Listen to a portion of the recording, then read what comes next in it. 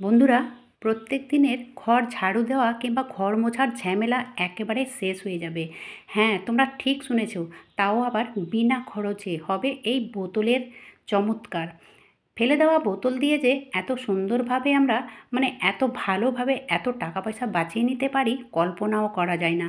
তার সঙ্গে দেখো প্রত্যেকের ঘরে ঘরে প্রায় এই গেঞ্জিগুলো এদিক সেদিক পড়ে থাকে, ছিঁড়ে গেলে আমরা এদিক সেদিক ফেলে দিই কিংবা কোনো পুটলি করে রেখে দিই বা ফেলেই দিই। কিন্তু আজ এই ছেঁড়া গেঞ্জি দিয়ে যেটা করব সেটা দিয়ে আমরা কিন্তু অনেক টাকা পয়সা বাঁচিয়ে নিতে পারি। ভিডিওটি স্কিপ না করে পুরো ভিডিওর সঙ্গে থেকো। তো বন্ধুরা, এখানে আমি একটা ছেঁড়া গেঞ্জি নিয়েছি আর ভালোভাবে পেতে নিয়েছি, ঠিক আছে। তারপরে দেখো এই যে বগলের নিচ থেকে একদম এইভাবে এটাকে কাট করে নেব। তো একটুখানি মন দিয়ে দেখলে তোমার অনেক টাকা পয়সা বেঁচে যাবে। তো এই দেখো আমি এই বগলের নিচে থেকে কাট করে নিয়েছি এই গেঞ্জিটার। আর আমি এখানে দুটো গেঞ্জির ব্যবহার করব। তোমাদের কাছে যদি হাতের কাছে গেঞ্জি না থাকে সেক্ষেত্রে তোমরা করে নিতে পারো, অপশান রয়েছে, সেটাও আমি বলবো। তো এই দেখো আমি এই যেদিকে আমি কাট করলাম সেই দিকটায় 1 আঙুল কিংবা 1.5 আঙুল, এর থেকে বেশি নয়, 1 থেকে 1.5 আঙুল পর পর এইভাবে কেটে নিতে হবে, ঠিক আছে। কাঁচির সাহায্যে এটা খুব সহজেই কাট করা হয়ে যায় আর কি। তো যাই হোক, এইভাবে না পুরো গেঞ্জিটা কাট করে নিয়েছি, এই দেখো। তো এইভাবে এটার একটা গেঞ্জির হয়েছে। আর আরও আমি কাট করেছি, দুটো গেঞ্জি কাট করেছি। তো এবারে যেটা করব, এই দেখো এটা ডবল ছিল, তো একটুখানি টান দিলে কিন্তু সুতোর মতো হয়ে যাবে, এই দেখো। তো যেহেতু স্ট্রেচেবল থাকে এই গেঞ্জিগুলো, তো এইভাবে টান দিলে কিন্তু খুব সহজে শক্ত সুতোর মতো তৈরি হয়ে যাবে। যেমনটা মপ আমরা বাজার থেকে কিনে আনি না, যে সুতোগুলো থাকে ঠিক সেই রকম হবে, তার থেকেও মজবুত হবে। এই দেখো একটা গেঞ্জির এতগুলো হয়েছে। তো আমি আরও একটা গেঞ্জির কাট করেছি, তো এই দেখো দুটো মিলিয়ে এতগুলো হয়েছে, ঠিক আছে। এবারে যেটা করব, মানে যদি তোমাদের হাতের কাছে গেঞ্জি না থাকে সেক্ষেত্রে কি দিয়ে করবে তোমরা। তো বন্ধুরা, এই যে ছেলেদের এই স্ট্রেচেবল যে প্যান্টগুলো থাকে, তো সেগুলো দিয়েও তোমরা করতে পারো, কিংবা যে গেঞ্জিগুলো থাকে টি শার্টগুলো থাকে সেটা দিয়েও করতে পারো, কিংবা মেয়েদের যে লেগিংসগুলো থাকে সেগুলো দিয়েও করতে পারো। কিন্তু লেগিংসের চামড়ার দিকে মানে কম থাকে কাপড়, সেই জন্য এই পায়জামা দিয়ে বেশি ভালো হয় আর গেঞ্জি দিয়ে। তো যাই হোক, আমি অপশান দিলাম, যদি সেন্ডো গেঞ্জি না থাকে তাহলে এগুলো দিয়ে তোমরা করতে পারো, ভীষণই ভালো হবে। আর একবার করলে তো বারবার করার ইচ্ছে করবে। যারা এসব কাজ পছন্দ করো, রিইউজ পছন্দ করো, তাদেরই জন্য এই ভিডিও, কারণ এইসব কাজ সবাই পছন্দ করে না। তো যাই হোক বন্ধুরা, এখানে আমি নিয়েছি একটা 1.5 লিটারের বোতল, ঠিক আছে। কোল্ড ড্রিঙ্কসের বোতল হলে একটু মজবুত হবে, আর যদি তেলের বোতল নাও তো সেই তেলের বোতল দিয়েও হবে, সমস্যা নেই। কিন্তু এই বোতলগুলো একটু শক্ত টাইপের হয়, তার জন্য আমি কোল্ড ড্রিঙ্কসের বোতল নিলাম। এবারে দেখো এই যে এখানে একটা দাগ থাকে, তো সেখান থেকে আমি কাট করে নিলাম মোটামুটি 6 আঙুল মতো, ঠিক আছে। ওপর দিকে 6 আঙুল মতো কাট করে নিয়েছি। এবারে যেটা করব সেটা একটু সাবধানতার সঙ্গে করতে হবে, আশেপাশে যেন ছোট বাচ্চা কাচ্চা না থাকে সেদিকেও খেয়াল রাখতে হবে, কারণ আমি কখনোই চাইবো না যে আমার ভিডিও দেখে কারোর ক্ষতি হোক। তো যাই হোক, এই দেখো আমি একটা শিক গরম করেছি, আর ওই গরম শিক দিয়ে এটাকে ফুটো করছি, ঠিক আছে, একেবারে নিচে সাইডে। আর শিকটাকে ঘুরিয়ে ঘুরিয়ে ফুটোটা একটু বড় করে নিতে হবে, যেহেতু শিকটা অনেক সরু ছিল। তো এই দেখো 1 আঙুলও নয়, খুব কাছাকাছি করে ফুটোগুলো করেছি। আর তারপরে যেটা করব, এর ওপরে আবার ফুটো করতে হবে।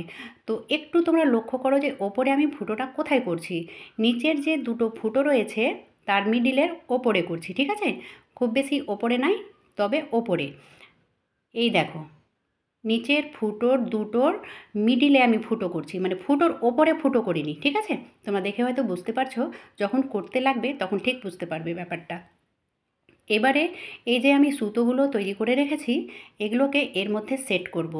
তো এই গেঞ্জিটা ডবল রয়েছে, সামনে পার্ট পিছন পার্ট আমি কাট করিনি, তো ওইভাবেই এখানে এই সুতোগুলোকে দিয়ে দিলাম, ঠিক আছে। দেওয়ার পরে যেটা করব সেটা হচ্ছে গিট দিতে হবে।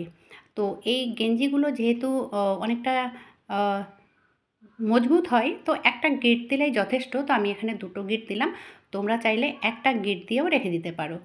তো তো যতগুলো ফুটো রয়েছে ততগুলো ফুটোতে এইভাবে প্রত্যেকটা দিয়ে দিতে হবে আর গিট দিয়ে দিতে হবে। তো আমি যেহেতু নিচের দিকে প্রথমে দিতে লেগেছি, তো যাই হোক ওপর দিকে যদি আগে সুতোগুলো দিই তাহলে দিতে বেশি সুবিধা হয় আর কি।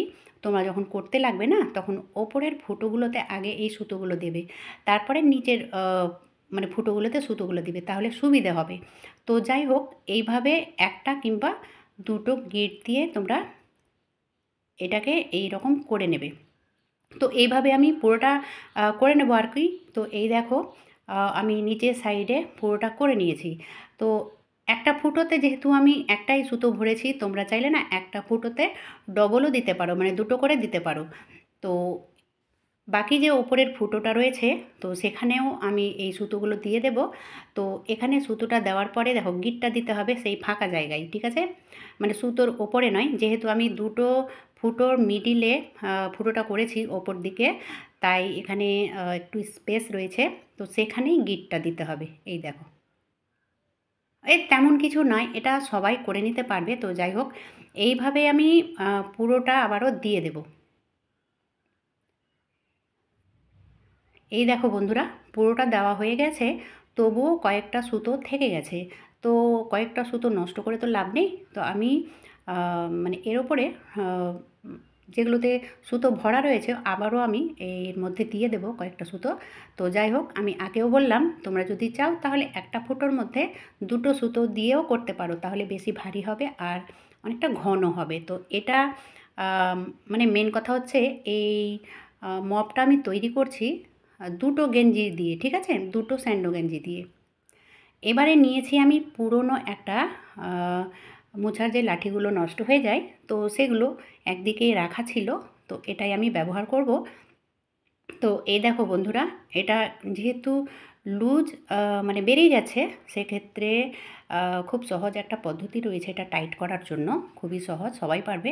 তো গেঞ্জির যে নিচের সাইড মুড়ানো থাকে না, ডবল থাকে, তো ওটাই আমি রেখে দিয়েছিলাম। তো এটা এখানে এইভাবে রাউন্ড করে দিলাম দুই তিনটে, তারপরে এটা দেখবে মানে মজবুত হয়ে এতে লেগে যাবে, ঠিক আছে? তো আমি যেহেতু এই লাঠিটা মানে এই পাইপটা ব্যবহার করছি, ঘর মোছার যে পাইপটা ছিল সেটা, তোমাদের হাতের কাছে যদি এই পাইপটা না থাকে তাহলে যে কোনো লাঠি তোমরা ব্যবহার করতে পারো। লাঠি কিংবা আর মানে আর অন্য ধরনের যদি পাইপ থাকে তো সেটাও ব্যবহার করতে পারো, যেন ধরে কাজটা করা যায়। তো যাই হোক এটা কিন্তু অনেকটাই মানে মজবুত হয়েছে।